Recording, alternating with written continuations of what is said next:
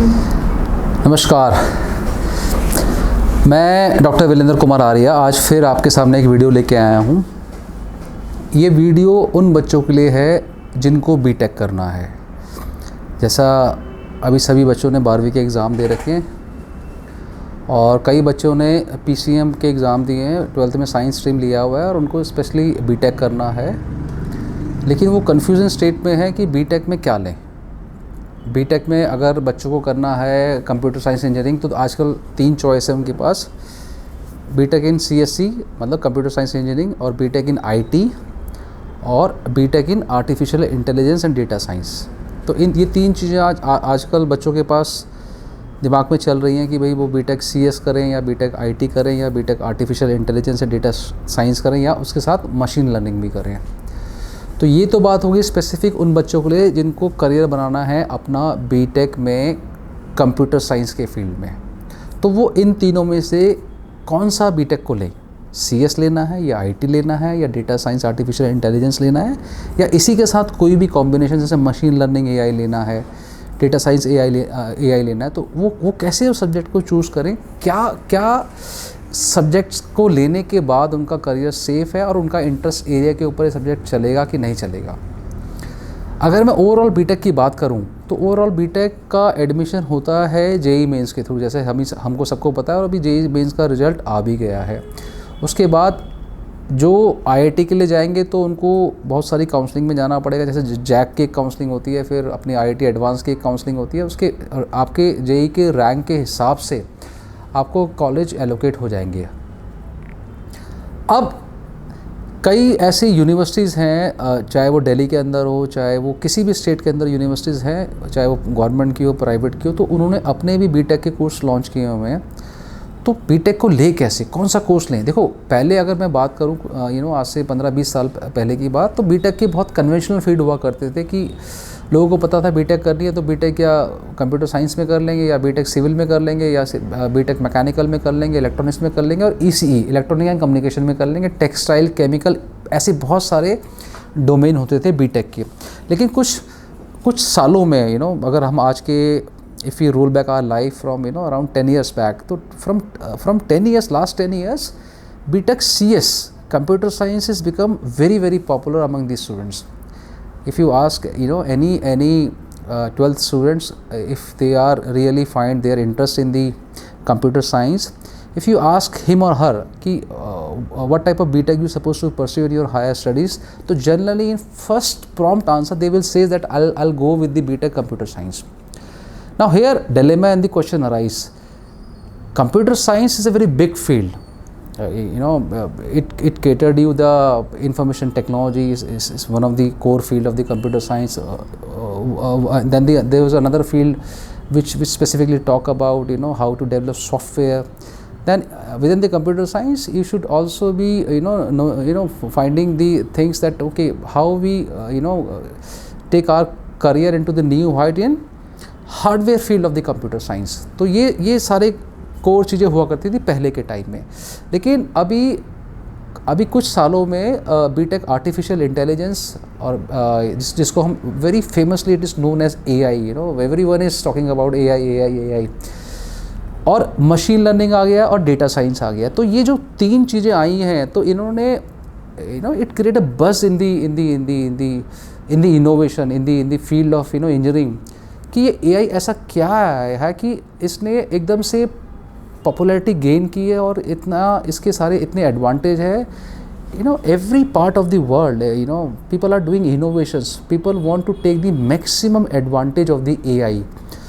तो आपके बच्चों को कौन सा बीटेक कंप्यूटर साइंस का स्ट्रीम का एरिया अच्छा लगेगा, या आपको उनको कैसे एडवाइस करनी है एज ए पेरेंट्स, तो ये सारा वीडियो इसके ऊपर फोकस है. अब सपोज करो किसी बच्चे का जेईई मेंस रैंक आ गया है, अब वो काउंसलिंग के लिए जा रहा है, तो उसके पास 3 ऑप्शन आए बीटेक में. अगर स्पेसिफिकली सीएस में जाना मतलब कंप्यूटर साइंस के फील्ड में जाएगा तो ऑप्शन ये आ सकते हैं कि भाई B Tech in CSC hardcore computer science engineering, या फिर वो ऑप्शन दे देंगे भैया अगर आपकी रैंकिंग कम है जेईई मेंस की तो आप बीटेक इन आईटी में जाइए, इन्फॉर्मेशन टेक्नोलॉजी. अगर आपकी और रैंकिंग फ्लक्चुएट हो रही है तो वो कहेंगे या तो आप डेटा साइंस ले लीजिए आर्टिफिशियल इंटेलिजेंस के साथ, या फिर आप मशीन लर्निंग ले लीजिए. तो मैं आपको बच्चों एडवाइस करूँगा इस वीडियो के as a medium I can advise you. देखो, अगर आपको पहले बीटेक इन CS मिल रही है, उसको CSE कहते हैं, कंप्यूटर साइंस इंजीनियरिंग, अगर आपको CSE मिल रही है किसी भी यूनिवर्सिटीज़ में, आई विश कि जो मेरा वीडियो देख रहे हैं कि अगर आपको IIT दिल्ली में, IIT बॉम्बे में, if you able to get your BTech in CSE in any of the IIT, तो सबसे तो it is just like a dream come true, तो आप उसमें जाइएगा। इन केस अगर किसी IITs में नहीं मिलता है ना NIT में मिलता है, तो बिल्कुल निराश होने की ज़रूरत नहीं है। दुनिया में बहुत कुछ है। If you own a skill, if you own a good brain, if you know how to do hard work, if you know how to execute your planning into the reality, तो पूरा वर्ल्ड आपके पास है, पूरा job की opportunity आपके पास है। तो अब 3 ऑप्शन आपको वो दे देंगे, हाँ भाई CSE करना है ये, या डेटा साइंस करना है, या आर्टिफिशियल इंटेलिजेंस। तो आप सबसे पहले आपने चूज़ करना है बीटेक इन CS।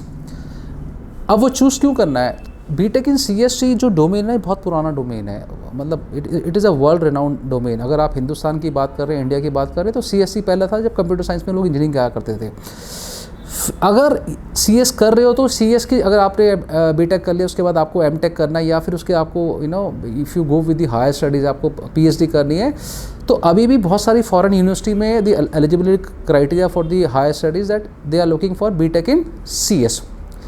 अब CS के अंदर जो कंटेंट होता है, जो कोर्स होता है, तो वो कोर्स ऑलमोस्ट वही कोर्स होता है जो आपको एक अच्छा इंजीनियरिंग स्टूडेंट बनाता है, जिसमें आपको कंप्यूटर प्रोग्रामिंग लैंग्वेज सिखाई जाती है, जिसमें आपको डेटाबेस के बारे में सिखाया जाता है, जिसमें आपको कंप्यूटर नेटवर्क्स के बारे में सिखाया जाता है, जिसमें आपके कंप्यूटर सिस्टम आर्किटेक्चर के बारे में सिखाया जाता है, जिसमें आपको एल्गोरिथम पढ़ाए जाते हैं। तो ये सारी एक जो कॉम्बो बनता है, कंप्यूटर लैंग्वेज से पढ़ाई जाती है। ये CS में आपको कोर इस वाले एरिया में आपको फोकस करेंगे, और आपका फर्स्ट ईयर में आपके बेसिक कोर्स होंगे, फिर सेकंड ईयर में आओगे, फिर थर्ड ईयर में आओगे, फिर फोर्थ ईयर में आओगे। क्योंकि बीटेक क्या होता है, 4 साल का डिग्री प्रोग्राम होता है। तो आपको 4 साल में इतना स्पेशलाइजेशन कर देंगे, हर सेमेस्टर में 2-3 पेपर हुआ करेंगे। कहीं आपको लैंग्वेज पढ़ाई जा रही है, लैंग्वेज में आपको C पढ़ाया जाएगा, C++ पढ़ाया जाएगा, जावा पढ़ाया जाएगा। और आजकल तो जो 11th क्लास में they are aiming to pursue their career in the computer science, तो they already train themselves with the language called Python, और बहुत सारी लैंग्वेज में ट्रेन होकर आते हैं बच्चे।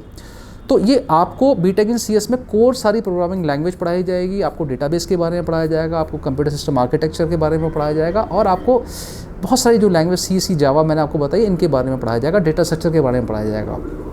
ये तो हो गया कंप्यूटर का जो कोर स्ट्रीम है, जो फर्स्ट स्ट्रीम होता था हमारा कंप्यूटर साइंस इंजीनियरिंग। फिर सेकेंड स्ट्रीम आता है BTech in IT stand for information technology. अब क्वेश्चन आ गया, भाई बीटेक CSE में और बीटेक IT में क्या डिफरेंस है? बच्चों, बहुत डिफरेंस तो नहीं है, लेकिन क्या है, IT में आपको थोड़ा सा IT के इंफ्रास्ट्रक्चर के बारे में पढ़ा जाएगा। ऐसा नहीं है कि अगर आप बीटेक इन IT ले रहे हो तो आपको प्रोग्रामिंग लैंग्वेज नहीं पढ़ाई जाएगी, या कंप्यूटर सिस्टम आर्किटेक्चर नहीं पढ़ाएगा, या आपको एल्गोरिथम नहीं पढ़ाए जाएंगे। लेकिन बीटेक जो IT है, उसमें जो आपका जो थोड़ा सा एरिया आ जाता है, उसमें आपको इन्फॉर्मेशन टेक्नोलॉजी के बारे में ज़्यादा पढ़ाया जाएगा। इन्फॉर्मेशन टेक्नोलॉजी का इंफ्रास्ट्रक्चर के बारे में पढ़ाया जाएगा, टेलीकम्युनिकेशन के बारे में पढ़ाया जाएगा, ICT के बारे में पढ़ाया जाएगा। ICT stand for information and communication technology, इसके बारे में पढ़ाया जाएगा। और आपको इंफ्रास्ट्रक्चर IT के अलावा आपको प्रोग्रामिंग लैंग्वेज भी पढ़ाई जाएगी। फिर आपके पास कुछ इलेक्टिव पेपर्स ऐसे होते हैं, अगर आपको बाय डिफ़ॉल्ट आपकी जो रैंकिंग है वो उसको में आपको IT मिल रहा है, तो there is no need you have to decided, it is equivalent to BTech CS, but आपकी डिग्री में लिखा होगा बीटेक इन इंफॉर्मेशन टेक्नोलॉजी, और जो बीटेक इन CSE करेगा उसमें लिखा होगा BTech in computer science engineering. तो आपके पास बीटेक जो IT में अगर आपका रैंकिंग आता है, तो बीटेक इन IT में आपको इलेक्टिव्स में आप प्रोग्रामिंग लैंग्वेज पढ़ सकते हो, उसका आपके पास ऑप्शन होगा।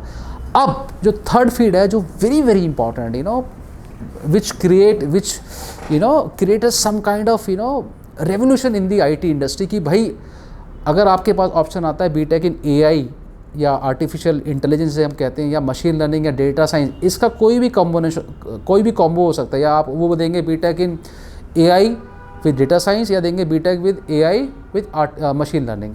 अगर आपके पास ऑप्शन ये हो, तो क्या आपको ये लेना चाहिए कि आपको बीटेक CSE लेना चाहिए, बीटेक IT लेना चाहिए? तो मैं जिसको स्पेसिफिकली, अगर if you are so good to understand and designing the algorithm, if you are so good to understand and do the innovation in the mathematics. Algorithm is all about the mathematics. Algorithm is all about the programming language. If you are so good to understand the all those computer system architecture और computer system neural network, और there was a language called NPL, NLP, natural programming languages. अगर आप इसमें, if you are so good in this NLP में, तो आप इसमें काम कर सकते हो। देखो, आर्टिफिशियल इंटेलिजेंस 3 पार्ट्स में डिवाइड हो जाता है। If you talk about the AI, it having a 3 subset. उसमें एक आपका आ जाएगा, आपका डीप डेटा साइंस आ जाएगी, फिर इसमें एक आपका आ जाएगा मशीन लर्निंग आ जाएगी, फिर इसी के साथ आपका एक आ जाएगा कि मशीन लर्निंग के अंदर आप कैसे जो एल्गोरिथम है, मैथमेटिक कैलकुलेशन है, उसको आप सॉल्व करेंगे। अगर मैं बोलूँगा डीप लर्निंग, तो डीप लर्निंग में ये आ जाएगा कि जो आपका डेटा है उसको किस तरीके से आप उसको एनालाइज करेंगे, किस तरीके से एनालाइज करने के बाद जो आपके काम का डेटा है आप पैटर्न रिकॉग्निशन करेंगे, डेटा को निकाल के आप बाहर लेके आएंगे।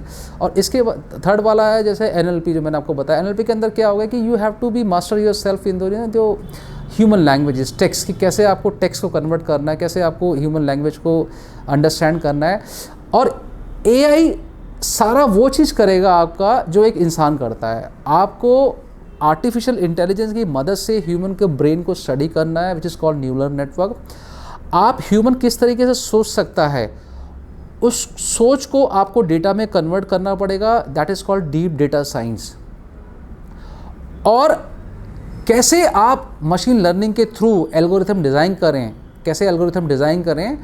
कैसे आप डेटा को, मैथमेटिकल साइंस को क्लब करेंगे न्यूरल नेटवर्क के साथ, NLP के साथ, और डेटा और अपना एल्गोरिथम के साथ, तो उसके जो आउटपुट आएंगे वो आपका माना जाता है आर्टिफिशियल इंटेलिजेंस, जो ह्यूमन इंटेलिजेंस की तरह काम करे with taking the input of your data. तो 3 एरिया कौन से हो गए बीटेक में, जिनको कंप्यूटर में अपना बीटेक कंप्यूटर में इंजीनियरिंग करनी है? तो first is BTech in CSE, that is called Computer Science Engineering. The second one is known as BTech in IT. IT basically it is more focused on infrastructures, telecommunication, ICT. लेकिन इसके अंदर भी क्या होगा कि आपको कंप्यूटर साइंस के algorithm के पेपर पढ़ने को मिलेंगे, आपको डेटा साइंस के पेपर पढ़ने को मिलेंगे, आपको बहुत सारे लैंग्वेजेस के पेपर पढ़ने को मिलेंगे, C हो गया, जावा हो गया, ऐसे आपको लैंग्वेज के पढ़ने IT के अंदर भी मिलेंगे।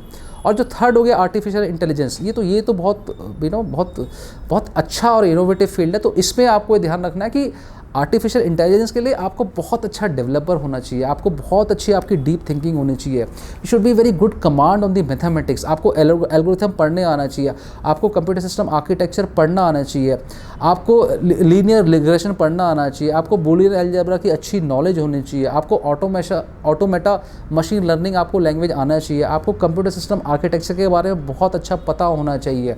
और at the end of the day you should know how to build data, आपको डेटा के ऊपर काम करना आना चाहिए। अगर मैं डेटा के ऊपर बात करूं तो डेटाबेस की बहुत सारी आपको लैंग्वेज पढ़नी पड़ेगी, ओरेकल आपको बहुत पढ़ना पड़ेगा, RDBM आपको बहुत पढ़ना पड़ेगा, तो इन चीज़ों के ऊपर काम करना पड़ेगा।